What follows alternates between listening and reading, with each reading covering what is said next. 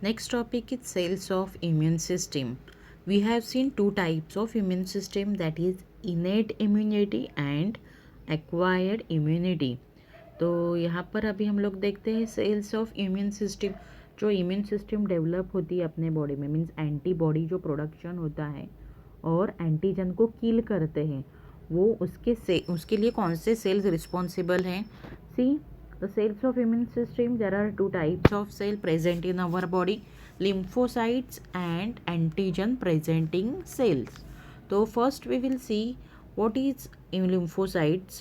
What are lymphocytes? Lymphocytes which are arise from the hemocystoblast and produced by the stem cells which are present in liver of the fetus.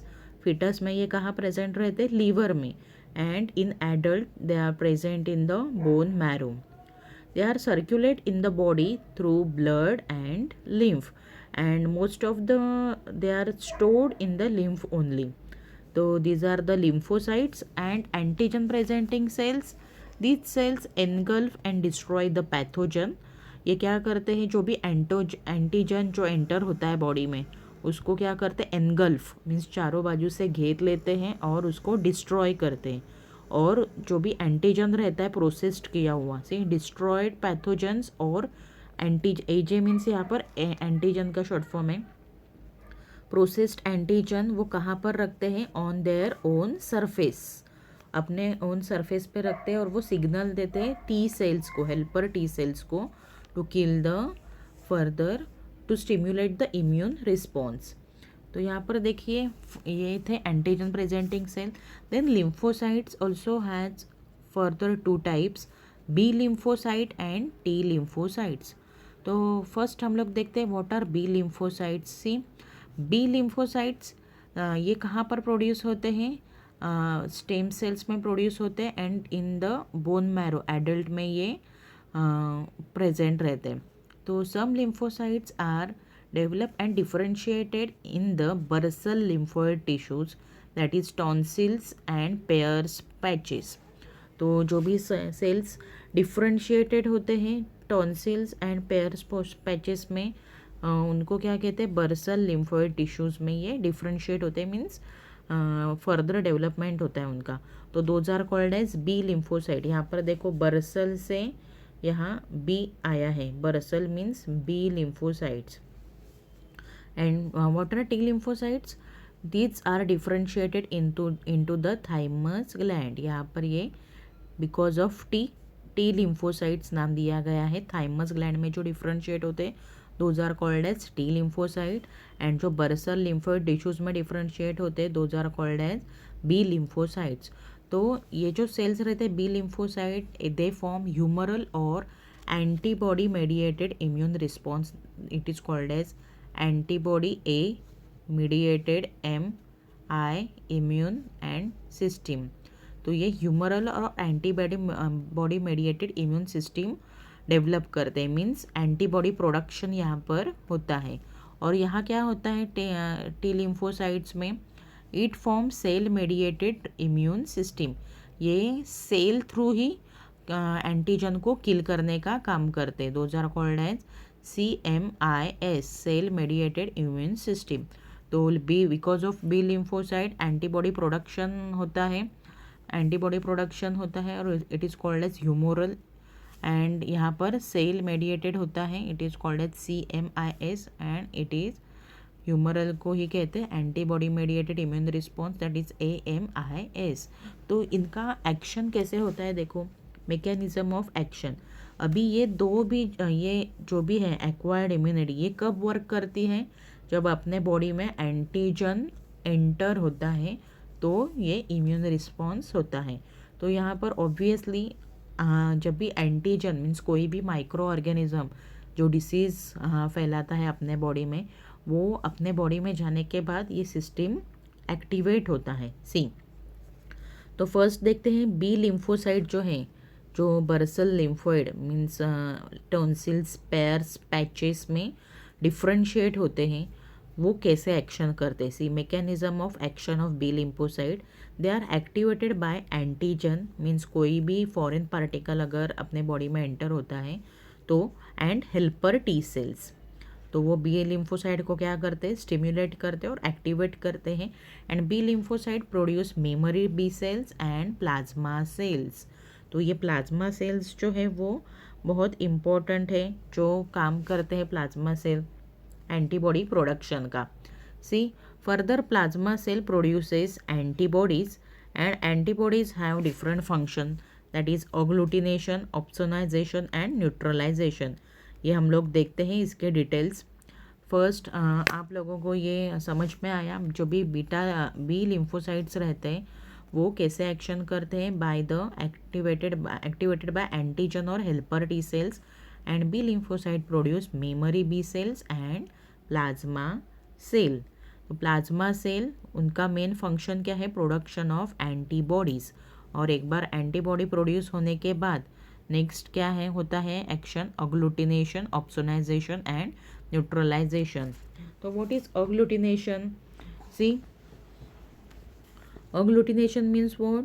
Which causes immobilization and the mass is then engulfed by the phagocytes। यहाँ पर क्या होता है, immobilisation होता है किसका, antigens का। ये जो एंटीबॉडीज़ जो रहते हैं वो एंटीजन को क्या करते हैं, पकड़ के रखते हैं, मीन्स उसको चारों बाजू से वो घेर लेते हैं। एंड विच कॉजेज इमोबलाइजेशन, और उसको फिक्स करते एक जगह पर। And the mass is then engulfed by phagocytes, और उसको अंदर ही डिस्ट्रॉय करते हैं।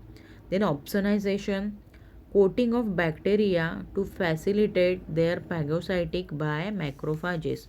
यहाँ पर क्या होता है, बैक्टीरिया जो भी रहते हैं दैट इज़ एंटीजन, उनके ऊपर ये एंटीबॉडीज़ क्या करते हैं, कोटिंग मीन्स एक लेयर फॉर्म करते हैं, उनके अटैच करते हैं, उनके सेल के ऊपर ये क्या होते हैं, अटैच होते हैं। It's called as coating of bacteria way to facilitate their phagocytosis by macrophages.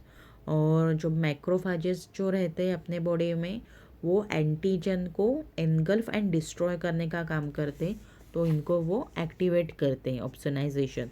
And neutralisation of toxins released by the bacteria, और उन बैक्टीरिया को किल करने के बाद जो भी टॉक्सिन रिलीज होता है उसको न्यूट्रलाइज करने का काम ये करता है।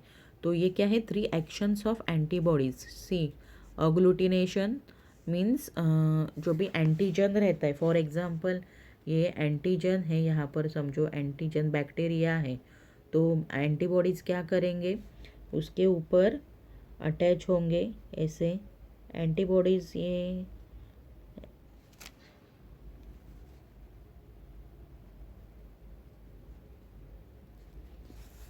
उसको एनगल्फ करते, तो उसको ये क्या कहते हैं, अग्लूटिनेशन, उसको इमोबिलाइज करते। देन ऑप्सोनाइजेशन मीन्स व्हाट, ये एंटीबॉडी एक बार उसके सरफेस पे आ जाने के बाद वो मैक्रोफेजेस को एक्टिवेट करते फॉर द फैगोसाइटोसिस, मीन्स उसको वो अंदर डिस्ट्रॉय करने के लिए एक्टिवेट करते हैं। It's called as opsonisation. Antibodies उसको डिस्ट्रॉय करते हैं, और वो डिस्ट्रॉय करने के बाद जो भी केमिकल रिलीज होते, टॉक्सिन्स रिलीज होते हैं, those are neutralised by this antibody through the action of neutralisation. Each antibody specific for a particular antigen. ये जो एंटीबॉडीज़ जो रहते हैं वो स्पेसिफिक रहते हैं। फॉर एग्जांपल पोलियो के लिए अलग एंटीबॉडी रहते हैं, देन इन्फ्लुएंजा के लिए अलग एंटीबॉडीज़ रहते हैं। ऐसे हर एक डिसीज़ को अलग अलग एंटीबॉडीज़ किल करते हैं। समझ में आया? तो ये था action of B lymphocytes. Now next see the action of mechanism of action of T lymphocyte. T lymphocyte कहाँ डिफ्रेंशिएट होते हैं, थाइमस। तो ये थाइमस टी के वजह से यहाँ पर टी लिम्फोसाइट उनका नाम आया है। तो सेम ये भी कैसे एक्टिवेट होंगे, एक बार अपने बॉडी में एंटीजन जाने के बाद एक्टिवेट होते हैं। तो ये क्या होता है, एंटीजन फॉर एग्जांपल गया कोई माइक्रो ऑर्गेनिज्म या कोई पैथोजन, फंगल या वायरल इन्फेक्शियस एजेंट गया है अपने बॉडी में, तो क्या होगा वहाँ पर स्टिम्युलेट बी टी लिम्फोसाइट क्या होते हैं, स्टिम्युलेट होते हैं। Then T lymphocyte produce clones of T cell. ये क्या करते हैं, बहुत मल्टीप्लाई होते हैं, मेनी टाइम्स मल्टीप्लाई होते हैं, क्लोन्स अपने ही जैसे सिमिलर टी सेल्स फॉर्म करते हैं, विच आर ऑफ 4 टाइप्स। और ये भी 4 टाइप्स के रहते हैं। कौन से 4 टाइप्स है देखो, helper T cell, killer T cell, suppressor T cell and memory T cell. ये क्लोन्स रहते हैं बट वो फंक्शन अलग अलग करते हैं। तो ये था cell mediated immune response.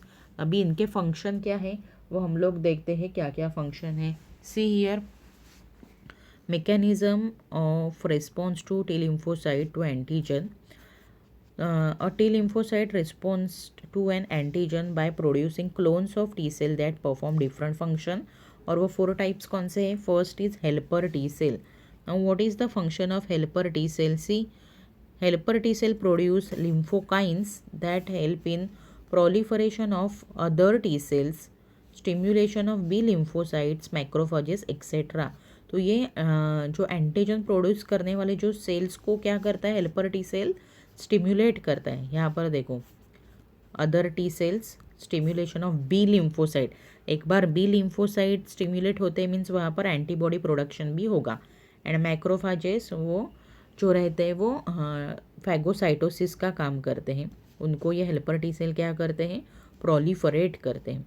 Then killer T cell are also called as cytotoxic T cell, directly attack and destroy invading microbes, infected body cells and cancer cells.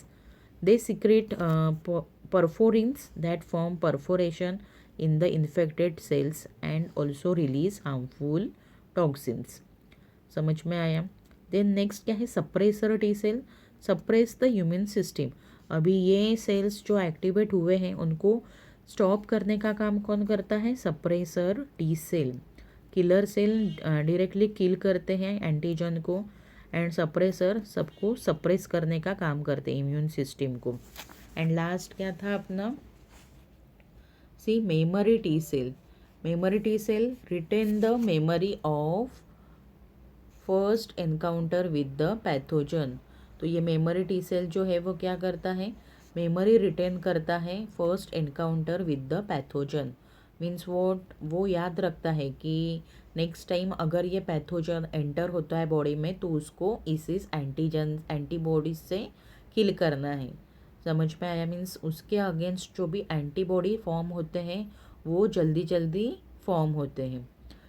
First encounter में थोड़ा टाइम लगता है but second is very fast. तो ये था action of T lymphocyte. समझ में आया? Mechanism of action of T lymphocyte, antigen activate करते हैं टी लिम्फोसाइट्स का एंड टी लिम्फोसाइट स्टिमुलेट करते clones. T lymphocyte after stimulation produce clones of the T cells. और ये क्लोन्स क्या रहते हैं, 4 टाइप्स के रहते हैं but they perform different function. Helper T cell, killer T cell, suppressor T cell and memory T cell. So here we have completed cells of immune system.